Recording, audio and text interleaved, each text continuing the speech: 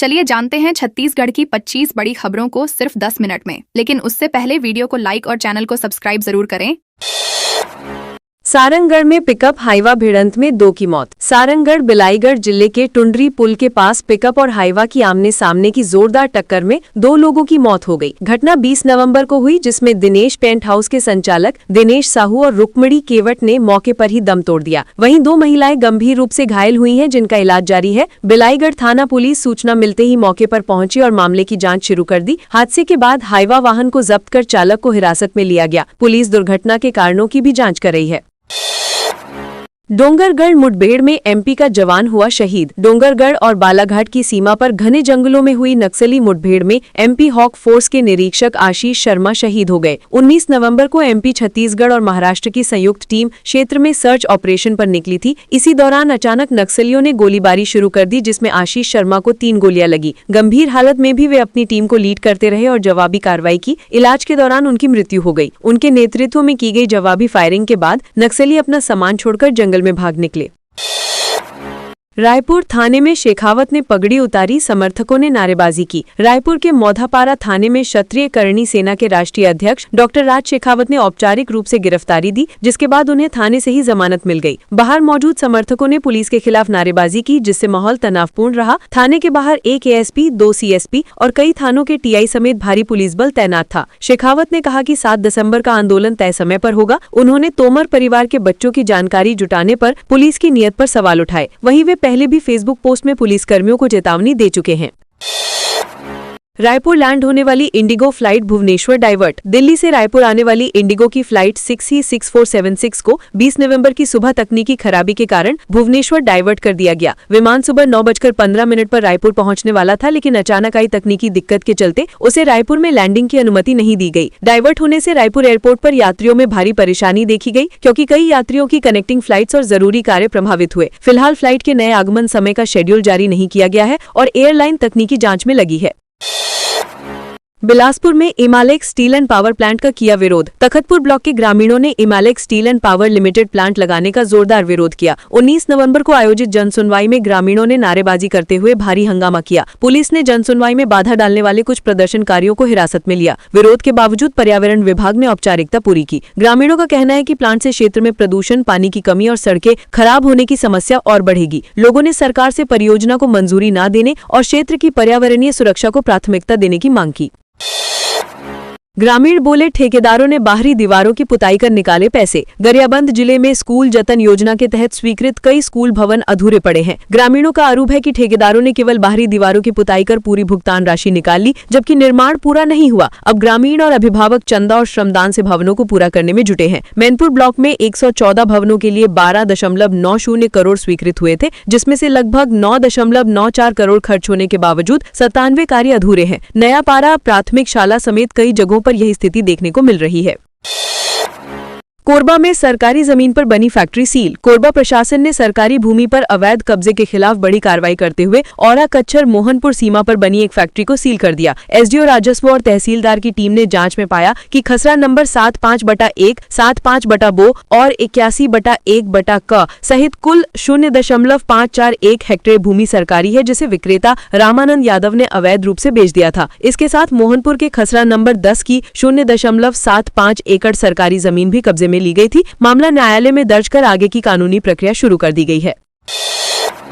सरकार ने अब तक 450 करोड़ रुपए का धान खरीदा। छत्तीसगढ़ सरकार द्वारा समर्थन मूल्य पर धान खरीद का काम तेज हो गया है। अब तक सरकार ने 450 करोड़ 87,98,000 रुपए का धान खरीद लिया है। किसानों को भुगतान भी तेजी से किया जा रहा है। मार्कफेड ने 214.18 करोड़ रुपए अपेक्स बैंक को जारी किए हैं, ताकि किसानों को समय पर राशि मिल सके। सरकार पहले ही धान खरीदी के लिए मार्कफेड को 26,200 करोड़ की बैंक गारंटी दे चुकी है। धान खरीदी केंद्रों में किसानों की भीड़ बढ़ रही है और प्रशासन व्यवस्था बेहतर करने के प्रयास में जुटा है।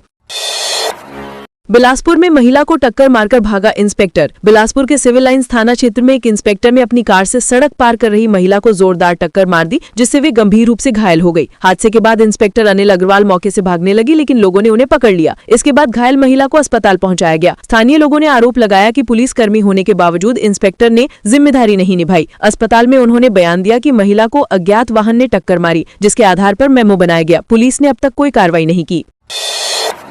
किसान सम्मान निधि की 21वीं किश्त जारी। प्रधानमंत्री नरेंद्र मोदी ने किसान सम्मान निधि की 21वीं किश्त जारी की, जिसके तहत बिलासपुर जिले के 1.53 लाख किसानों के खातों में राशि भेजी गई। कोयम्बटूर से वर्चुअल संबोधन के दौरान पीएम ने किसानों से प्राकृतिक खेती को बढ़ावा देने की अपील की। बिलासपुर के कृषि विज्ञान केंद्र में जिला स्तरीय कार्यक्रम आयोजित किया गया, जिसमें बड़ी संख्या में किसानों ने संबोधन सुना। कार्यक्रम के दौरान भारतीय किसान संघ के प्रदेश अध्यक्ष माधो सिंह ने प्राकृतिक खेती, देसी नस्ल की गायों के संरक्षण और जैविक उत्पादन को लेकर महत्वपूर्ण जानकारी दी तथा किसानों को इसके लाभ समझाए।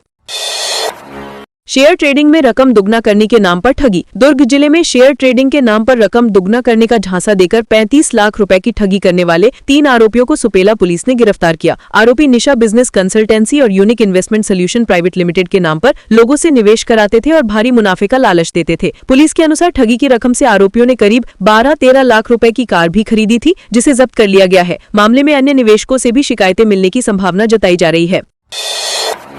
रायगढ़ जिले में फिर पकड़ा गया अवैध धान। रायगढ़ जिले में एक बार फिर अवैध धान का बड़ा भंडारण पकड़ा गया है। तमनार और खरसिया क्षेत्र में जिला प्रशासन की संयुक्त टीम ने 3 स्थानों से कुल 1079 बोरी अवैध धान जब्त किया। पहला मामला तमनार ब्लॉक के बिजना गांव का है, जहां 19 नवंबर को एसडीएम दुर्गा प्रसाद अधिकारी के नेतृत्व में की गई कार्रवाई में माखन गुप्ता के घर से 951 बोरी धान बरामद हुआ। अन्य स्थानों से भी धान जब्त कर मंडी अधिनियम के तहत कार्रवाई की गई। प्रशासन ने आगे भी जाँच जारी रखने की बात कही है।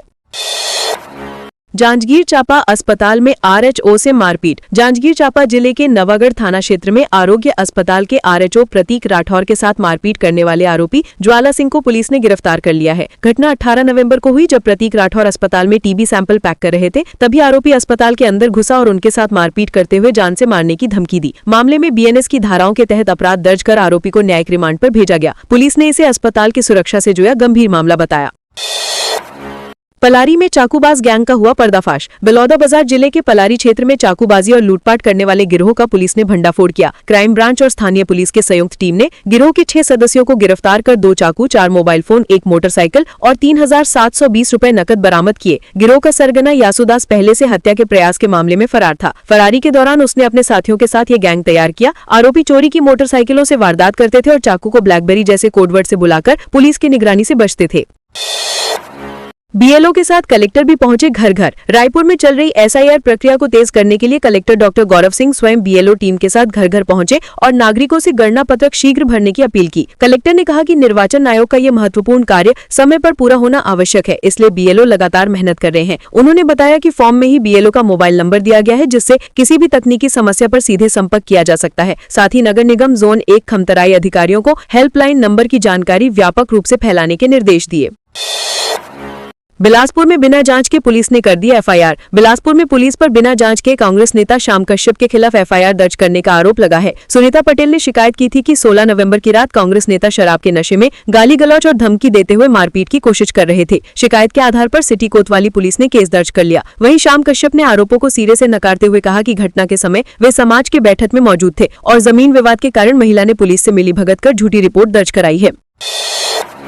महानदी जल पैकेज ड्रिंकिंग वाटर में मिली अनियमितताएं। बलौदाबाजार जिले में फूड और औषधि प्रशासन की टीम ने महानदी जल पैकेज ड्रिंकिंग वाटर का निरीक्षण कर कई अनियमितताएं पाई है। ग्राम मटिया स्थित ये फर्म का निरीक्षण खाद्य सुरक्षा अधिकारी कचन वर्मा के नेतृत्व में किया गया। निरीक्षण के दौरान उत्पादन प्रक्रिया, स्वच्छता और मानकों के पालन में खामियां मिलने पर संचालक को नोटिस जारी किया गया है। ये कार्रवाई नियंत्रक खाद्य और औषधि प्रशासन तथा कलेक्टर दीपक सोनी के निर्देश पर की गई है। विभाग ने आगे भी ऐसे प्रतिष्ठानों पर सख्त निगरानी रखने की बात कही है।